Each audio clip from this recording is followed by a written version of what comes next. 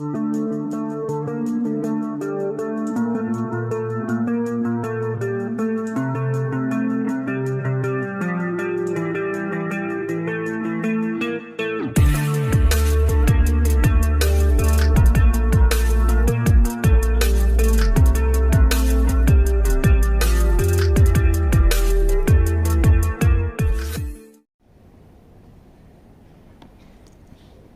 बच्चा उनका उत्तराधिकारी बना और बनते ही फर्स्ट चेक मालूम कितने किया?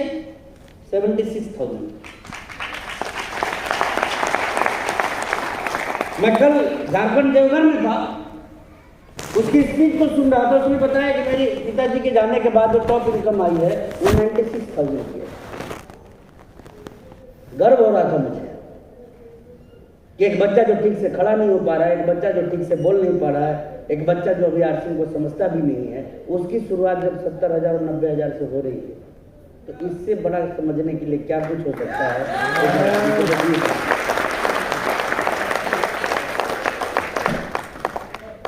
अब मैं आपको ताकत समझाता हूँ उस बिजनेस की। डायरेक्ट सेलिंग को हम बहुत अच्छा मानते हैं, लेकिन डायरेक्ट सेलिंग में भी नंबर 1 कौन? बोलने में शर्म आती है। कौन है नंबर 1? क्यों? इतिहास के किसी भी कंपनी को आप उठा के देख लीजिए जो इस इंडस्ट्री के अंदर काम कर रही है, और वर्ल्ड के किसी भी कंपनी जो इस इंडस्ट्री में काम कर रही है, आम उपभोक्ताओं के लिए डायरेक्ट सेलिंग इंडस्ट्री में आम सामान की एंट्री कराने वाली कोई कंपनी है तो बड़े गर्व से कहता हूं आरसीएम बिजनेस।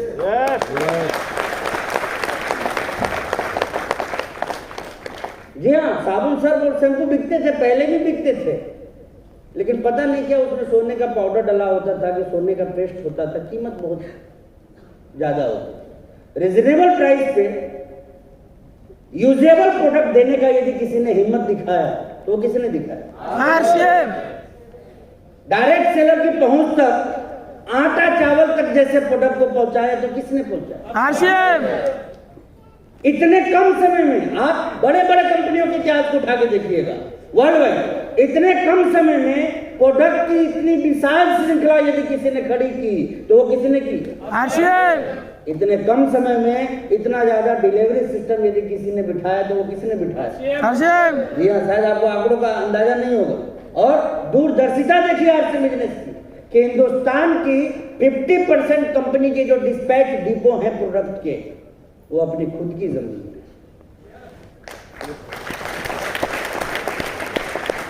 कोई कंपनी यदि बुरी होती ना तो राजस्थान से आगे जमीन आपके बंगाल में नहीं खरीदती आरसीएम करने के लिए, बिहार और झारखंड में नहीं खरीदती आरसीएम करने के लिए, कश्मीर और कर्नाटक में नहीं खरीदती आरसीएम करने के लिए। ये कंपनी की दूरदर्शिता है, ये कंपनी की बड़ी सोच है, ये कंपनी की आगे की योजना है, ये कंपनी की आगे की 100 साल बाद की प्लानिंग है, जिसके दम पे ये सारे काम हो रहे हैं। दोस्तों, ये चीज हमें समझना है। तो करना चाहिए नहीं करना चाहिए? करना चाहिए नहीं करना चाहिए? और हल्के फुल्के तरीके से करना चाहिए, मजबूत तरीके से करना चाहिए? मजबूत तरीके से करना चाहिए। तो दोस्तों, जब आपने निर्णय लिया है कि हमें इस बिजनेस को मजबूत तरीके से करना चाहिए, तो मैं कुछ बातों को आगे बताने की योजना बनाती हूं।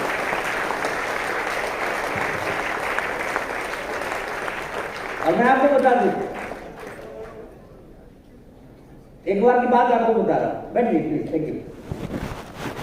फिर मैं माइक्रोफोन दूंगा अपने सीनियर साथियों को। मैं बता रहा हूँ, मुझे किसी ने बताया, एक मीटिंग में मैं क्वेश्चन आवर रखा हुआ था ट्रेनिंग में, तो एक ने बताया कि सर लोग बोलते हैं ना कि आरसीएम के जो सीनियर्स होते हैं वो चांद दिखा के जमीन की तरफ। क्या बोला उन्होंने? अच्छा, इसका क्या मतलब होता है? मतलब गिराएगा, दिखाते तो ऊपर है लेकिन दौड़ाते। तो मैंने कहा कि थोड़ा रिपीट कीजिएगा, तो क्या कहा उन्होंने? तो बोला आरसीएम के सीनियर्स। कौन कौन कौन? अच्छा, क्या फर्क है मेरे और आप? मैं सीनियर हूं, लेकिन आप ये क्यों भूल जाते हैं कि कुछ साल पहले मैं भी आपकी जैसा, मैं भी तो जूनियर था, चलता रहा तभी तो सीनियर बना। तो आप में से कोई भी व्यक्ति जो आज जूनियर है, चलते रहिए, दुनिया कुछ भी हो जाए, इधर से उधर हो जाए, तो भी सीनियर बनने से आपको कोई रोक नहीं सकता।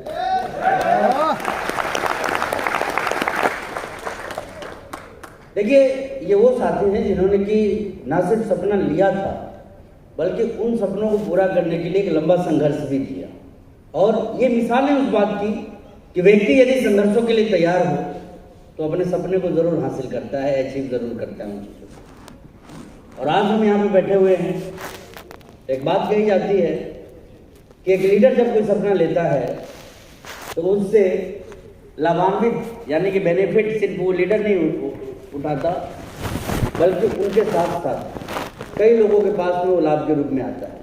तो आज ये मंजर जो यहाँ हम देख रहे हैं, इस स्टेशन को कोर स्टेशन बनाना, आपके लिए प्रोग्राम को ऑर्गेनाइज करवाना, टाइम टू टाइम आपकी बेहतरी के लिए कुछ ना कुछ आयोजन करते रहना, आपकी बढ़ोतरी के लिए कोई ना कोई प्लानिंग करते रहना, बेमिसाल व्यक्तित्व। उम्र के इस पड़ाव पे भी उनका जोश देखते बनता है, उनका प्रयास देखते बनता है। और वो एक मिसाल है इस बात की कि जीवन के इस पड़ाव पे इतनी जीवटता और मजबूती के साथ यदि वो खड़े रह सकते हैं, तो हम युवाओं को तो उनसे 10 गुना ज़्यादा तेज गति से उनके जैसा बनने के ऊपर काम करना चाहिए। तो जी हाँ, मैं आप लोगों के जोरदार तालियों के बीच में बुलाने जा रहा हूँ दीपक मैत्री सर को। प्लीज बेगन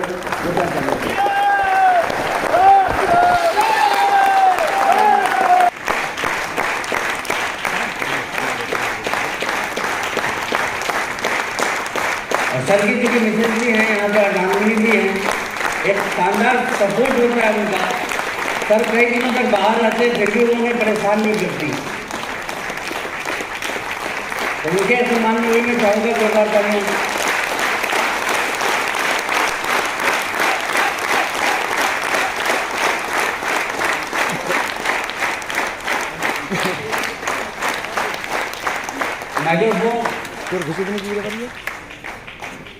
बोलने का करता हूँ कि हमने कई बार सुना है कि हर कामयाब पुरुष के पीछे कोई नारी का हाथ होता है, कोई बोलिए ना, कोई महिला की हाथ होती है।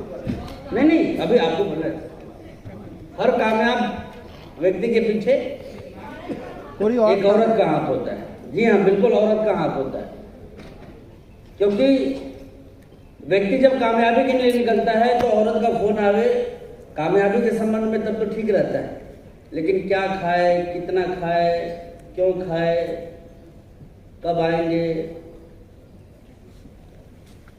इस तरह का जब प्रेशर होता है तो कई बार काम खराब भी हो जाता है।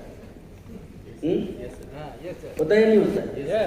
तो लकी मैं मानता हूँ उन लोगों को जिनकी पत्नियां, जिनकी अर्धांगिनी उनको अप्रिशिएट करती हैं, उनको हेल्प करती हैं उनके काम में। और यही वो वजह है कि जिस वजह से बोला जाता है कि कामयाब व्यक्ति के पीछे औरत का हाथ होता है, नहीं तो नाकामयाबी के पीछे भी बहुत बड़ा हाथ होता है। 7 बज गया, अभी तक क्या कर रहे हो? मैं जानता हूं कि मैं पूछ भी नहीं सकता और बताएंगे भी नहीं क्या हो जाएगा, मेरा नहीं होगा।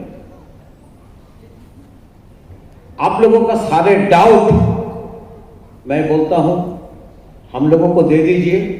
आपको यहां तक पहुंचाने के लिए हम लोग सारे लगाओ,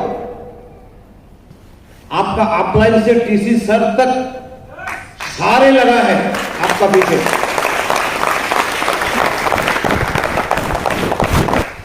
जब तक आपका किस्मत नहीं बदलेगा, चमकेगा, तब तक हम लोग छोड़ूंगा नहीं, लेकिन आप लोग पहले साथ छोड़ देते हैं। एक डॉक्टर देखिए एक पेशेंट को तब तक कोशिश करता है जब तक पेशेंट रेस्पॉन्स करता है।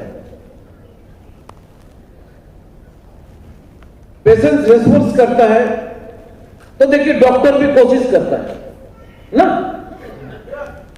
और आप लोग क्या करते हैं, हम लोग डॉक्टर का मैं भी कोशिश कर रहा हूं, आप लोग रेस्पॉन्स नहीं करते, फोन नहीं उठाते हैं, फोन में बात करना नहीं चाहते हैं, ऑफलाइन से मिलना नहीं चाहते हैं, मीटिंग में आना नहीं चाहते हैं, मीटिंग में आरसीएम में फैमिली को इन्वॉल्व कराना नहीं चाहते हैं, आरसीएम में फैमिली को पिकअप सेंटर में नहीं लेके आना चाहते हैं। हम लोग चाहता हूं आप लोग रेस्पॉन्स कीजिए, तो आप लोग भी एक दिन डॉक्टर बन जाइएगा। यहाँ पर सुनेंगे इनका, जो भी समय मिले इनका ही सुनूंगा। मैं तो साथ में हूं। सारे प्रॉब्लम्स, सारे नेगेटिव सोच हम लोगों को दे दीजिए, आप केवल आगे बढ़ते जाइए। जय आर। Thank you sir. और थोड़ा सा करेक्शन में करना चाहूंगा, नेगेटिव सोच अपलाइन को नहीं देना है, क्योंकि अपलाइन को दीजिएगा तो फिर आप भी नेगेटिव हो जाइएगा। भाई मुझे जो दीजिएगा वही तो हम आपको देंगे, और सूद सही देंगे। तो मतलब जो ध्यान अपने को रखना है, देखिए इस बिजनेस में यदि कामयाबी होना चाहते हैं तो कुछ बातें जिसको हमें फॉलो करना है। नंबर 1, अपना कमिटमेंट का लेवल बहुत मजबूत होना चाहिए। वो इसलिए मजबूत होना चाहिए कि आरसीएम बिजनेस 2-5 साल के लिए हम नहीं कर रहे, और आरसीएम बिजनेस को 2-5 लाख के लिए भी हम नहीं कर रहे। ये दोनों ही चीजें क्लियर होनी चाहिए। एक तो आरसीएम 2-5 साल की नहीं, बल्कि कई जनरेशन के लिए कर रहे हैं। किसके लिए?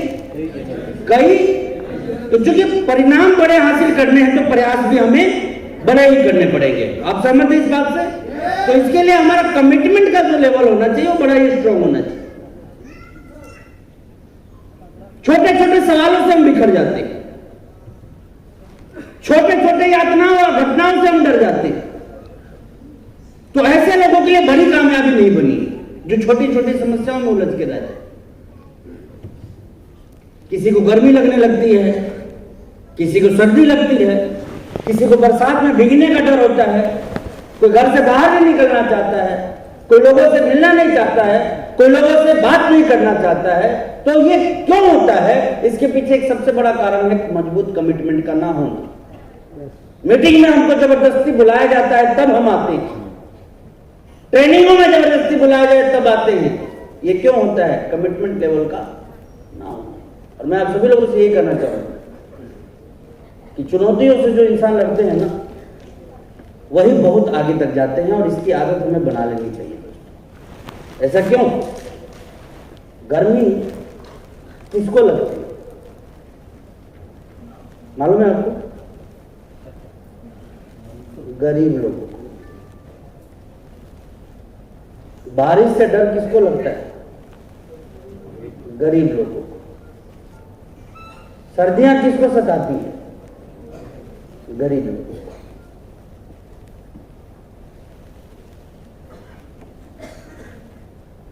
विराट कोहली की प्रॉपर्टी कितनी होगी? हजारों करोड़ में तो होगी ना। महेंद्र सिंह धोनी की कितनी होगी?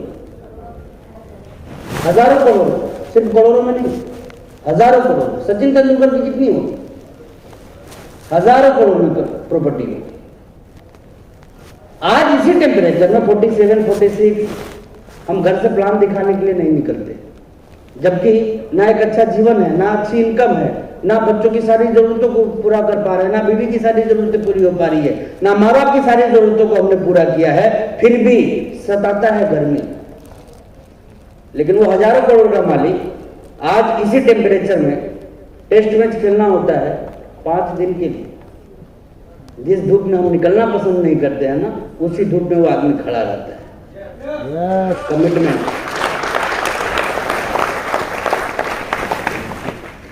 दूसरा है पैशन, जुनून। यदि सक्सेस चाहिए, पैशन होना चाहिए। लता मंगेशकर जी आज इस दुनिया में नहीं है, लेकिन आप जान के हैरान हो जाएंगे कि इस दुनिया को अलविदा करने से पहले दिन तक भी रियाज करना उन्होंने बंद नहीं किया, क्योंकि गाना पैशन था उनका। क्या था? अमिताभ बच्चन आई थिंक 77 के हो गए ना, फिर भी 12 घंटे काम करते। पैसे की कोई कमी नहीं है, खुद भी कमाते हैं, पत्नी भी कमाती है, बेटा भी, बहू भी, सब के सब। और थोड़ा मोड़ा नहीं कमाते हैं, हजारों करोड़ में कमाते हैं, फिर भी 77 के उम्र में काम कर रहे हैं। क्या है? पैसा। रतन टाटा ठीक से आज के डेट में खड़े नहीं हो पाए, बावजूद आज भी पूरी दिलचस्पी के साथ जहां भी उनको लगना पड़ता है लगते हैं, और जहां भी करना होता है वो करते हैं। क्या बोलते हैं? पैसा। हम लोग कैसे काम करते हैं? पत्नी का फोन आएगा, कहाँ है, बच्ची रो रही है, ठीक है मैं प्लान दिखा रहा हूं, अभी तुरंत आ रहा हूं, प्लान छोड़ के चल देते हैं। पैसा। ये भी एक पैसा नहीं है परिवार के प्रति, बच्ची के प्रति। लेकिन किस गलतफहमी में हम जी रहे हैं यह हमें मालूम नहीं है। आरसीएम बिजनेस की वजह से शुरुआती कई साल तक मुझे मेरे फैमिली के साथ रहने का बहुत कम मौका मिला, बच्चे के साथ भी रहने का बहुत कम मौका मिला, क्योंकि मैं लगातार बाहर रहता और वो कभी कोई प्रॉब्लम में मेरे लिए खड़ा नहीं करना उन लोगों ने पसंद किया। लेकिन इसका फायदा क्या होता है कि आज मेरी पत्नी को किसी चीज की जरूरत नहीं पड़ती, या तो वो चीज उसके पास पहले से होती है, या फिर वो जब चाहती है तब हो जाती है, किसी चीज के लिए इंतजार नहीं करना।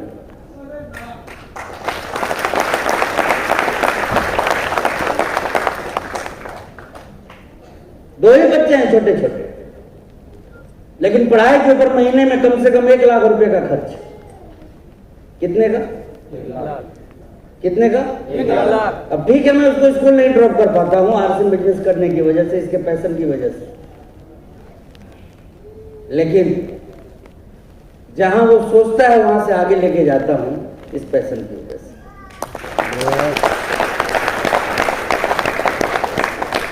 मेरे पिताजी एक सिपाही थे। रेलवे के अंदर एक फोर्स होता है आरपीएफ, रेलवे प्रोटेक्शन फोर्स, नाम सुना होगा आप लोगों ने।